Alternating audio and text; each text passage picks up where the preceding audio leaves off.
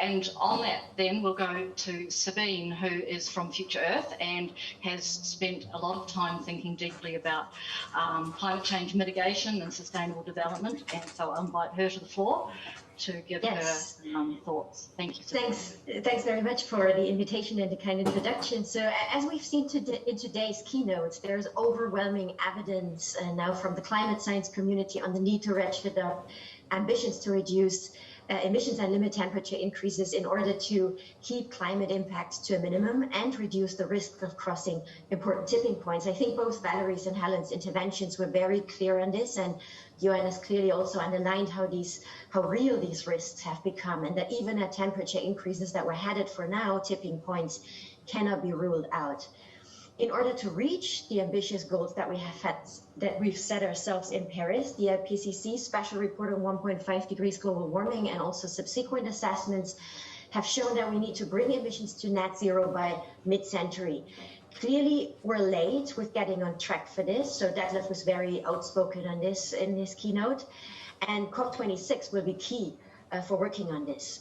There are a lot of elements of the transformation that several speakers have already mentioned that are very clear to us, including exiting the use of fossil fuels, stopping deforestation, reducing emissions from land use, as also Johannes pointed out.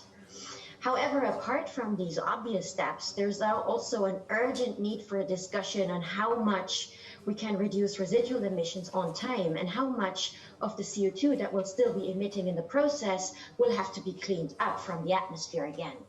In most 1.5 degrees and 2 degrees scenarios, CO2 removal technologies already achieve significant scales by 2050, with up to 20% of today's emissions being removed through bioenergy coupled with carbon capture and storage, and up to 25% through reforestation and agricultural measures. This is no longer about mopping up a bit of CO2 at the end of the century with plenty of time to prepare for it. These are things that we'll have to get our heads around very soon. And clearly, further delays in climate change mitigation will only increase this dependence on carbon removal.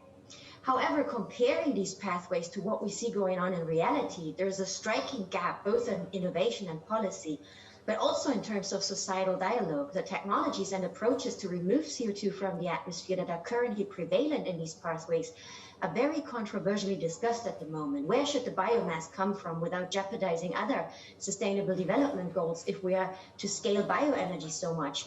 How permanently can CO2 be stored in forests and other ecosystems if we look at ongoing climate change and what it has done to our forests just this year? What can be other approaches such as direct air capture, enhanced weathering, biochar, and other natural climate solutions? What can they contribute to come up with a more resilient removal portfolio that minimizes risks to other SDGs?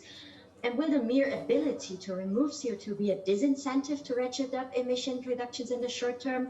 Just these few questions that I want to put out there make very clear how urgently we need to have an agreement around residual emissions and how we can address them with CO2 removal. In the short term, it's about monitoring and certifying removals. It's about innovation funding and pilot projects. In the medium term, a clear governance structure is needed, where concerns about moral hazard can be addressed by starting out with separate quantity targets and incentives for removals.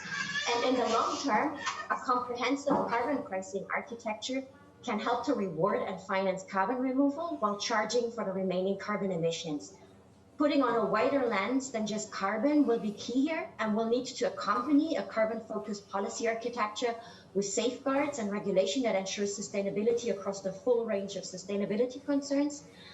And in this context, I did like Peter's intervention on the role that science can play here, and especially his note on the need of filling the knowledge gaps with actionable knowledge. So with that, I'd like to close. Thanks.